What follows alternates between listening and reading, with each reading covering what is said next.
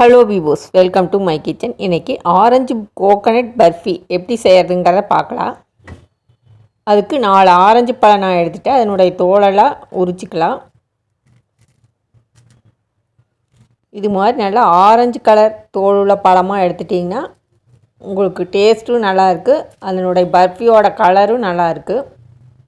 இது மாதிரி 4 பழத்தையுமே தொளிச்சு எடுத்துட்டேன்.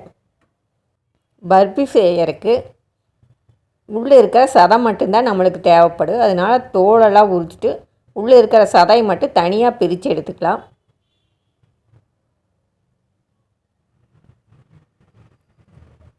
இப்போ எல்லா பழத்தோட சதையையும் ஒரு கடாயில் நம்ம சேர்த்துக்கலாம்.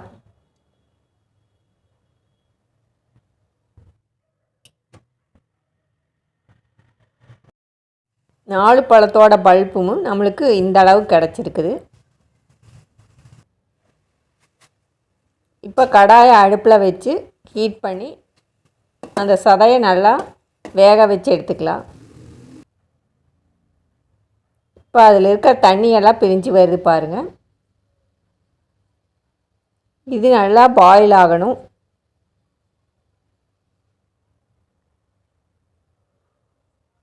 இப்போ இது கூட தேங்காய் 1/4 கப் அளவு தேங்காயை அரைச்சி ஊற்றிருக்கேன். தேங்காயை துருவி கூட நீங்கள் ஆட் பண்ணிக்கலாம். கூடவே பால் பவுடர் ஒரு பாக்கெட் அளவு ஆட் பண்ணிக்கிறேன்.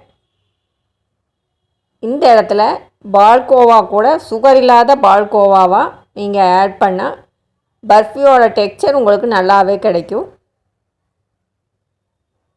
இல்லைன்னா 1 லிட்டர் பாலை சுண்டை காய்ச்சி அதிலேருந்து கோவா தயாரித்து கூட நீங்கள் ஆட் பண்ணிக்கலாம்.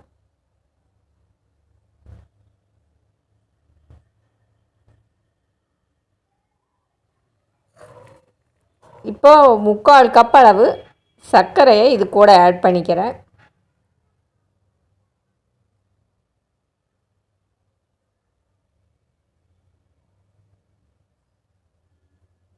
சர்க்கரையை கொஞ்சம் கொஞ்சமாக ஆட் பண்ணி நல்லா வதக்கி விட்டுக்கலாம். இந்த தண்ணியெல்லாம் சுண்டி ஆரஞ்சோட பல்ப் நல்லா வெந்து வரணும்.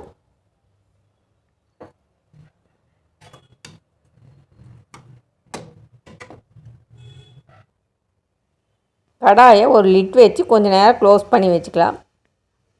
இப்போ லிட்டை ஓப்பன் பண்ணி ஆரஞ்சோட தோலை நல்லா துருவி கொஞ்சமாக ஆட் பண்ணிக்கலாம். அதனுடைய ஃப்ளேவர் நல்லா இருக்கும், அதுக்காக இதை ஆட் பண்ணிக்கிறோம். இப்போ ஒரு அளவுக்கு வெந்து வந்துடுச்சு பாருங்கள். தண்ணியெல்லாம் கொஞ்சம் வற்றிருச்சு. இன்னொரு 5 மினிட்ஸ் கழித்து அடுப்பு ஆஃப் பண்ணி இதை ஒரு தட்டத்துக்கு மாற்றலாம்.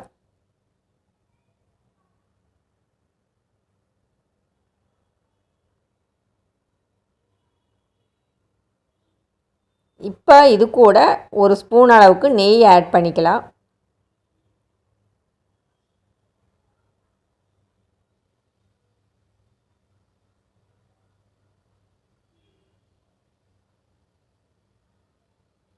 இப்போ தண்ணியெல்லாம் நல்லா சுண்டி வந்துடுச்சு.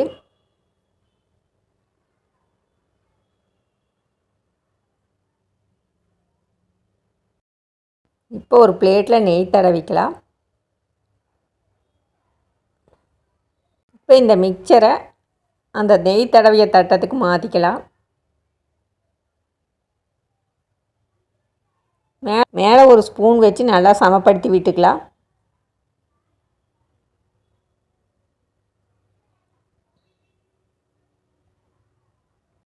இது ஒரு 2 மணி நேரம் நல்லா செட் ஆகிட்டு அதுக்கப்புறம் பீஸ் போட்டுக்கலாம்.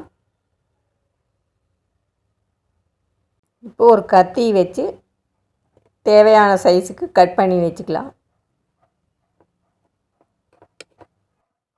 இப்போ கட் பண்ணி எடுத்தாச்சு பாருங்கள். இப்போ Nagpur orange coconut barfi ready ஆயிடுச்சு. நீங்களே இதை ட்ரை பண்ணி பாருங்கள். இது கூட வேணும்னா நட்ஸ் எல்லாம் ஆட் பண்ணிக்கலாம்.